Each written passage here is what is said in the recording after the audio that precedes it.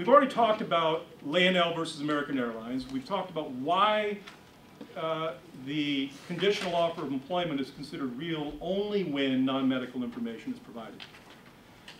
For those of you who are interested in reading the EEOC Legal Counsel Division's response to questions from Shelley Spielberg regarding bifurcated screening, pre-offer psychological testing, I'm happy to forward it to you or direct you to where you can find it.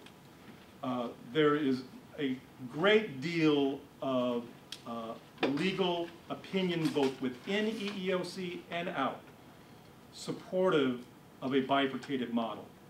I'm not going to try to defend it beyond what I've already cited to you.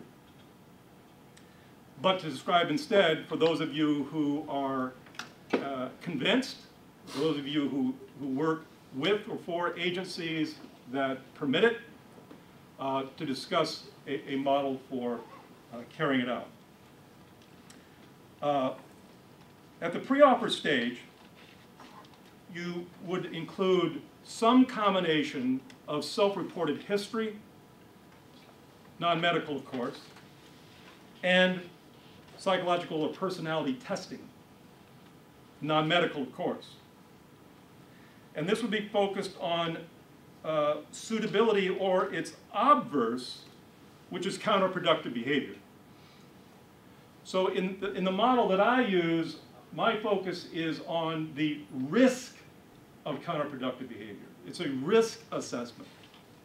And candidates are rated as low, moderate, or high risk on the post-background dimensions. Now, I emphasize background dimensions because POST has two lists of screening dimensions: the background and the psych.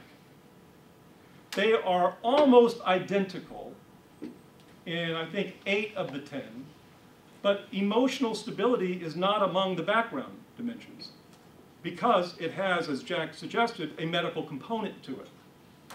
So it's not found in the background dimensions. So I choose to focus my assessment on the background dimensions, not the psychological dimensions, although the overlap between them is very, very tight, very close.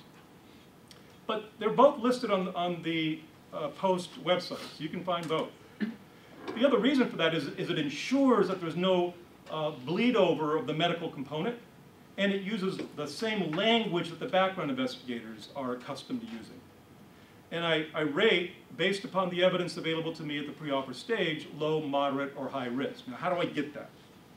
I get that through a combination of self-reported background information, and my method for using that is the Johnson-Roberts PHQ pre-offer version.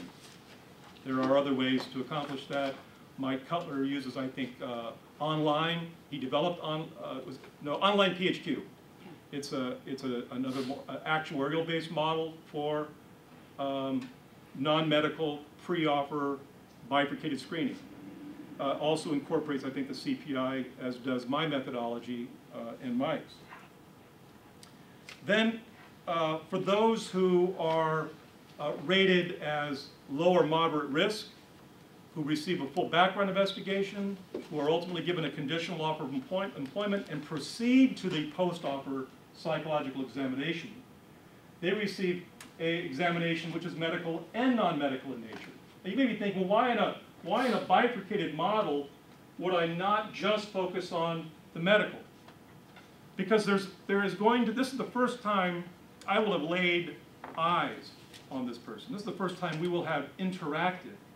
So there is going to be this kind of job-relevant behavior that I saw in the example I just gave you with Miss Solver Problem. And I would not have been able to capture that. I didn't capture that in the pre-offer. She had a pre-offer examination. Should I say, well, that's not medical behavior, so I should ignore it? Well, no more than if they, came in and mooned my secretary. That's non-medical behavior too, but I'm not going to ignore it. Neither is your secretary. Neither is my excuse me, my administrative assistant. She would be offended if I called her administrative assistant. She says, I'm a secretary. She actually does shorthand. So it is focused at the post-offer stage on medical and non-medical. It's focused on suitability and stability, and it includes a clinical interview as well as testing for pathology. I don't do additional testing of a non-medical nature.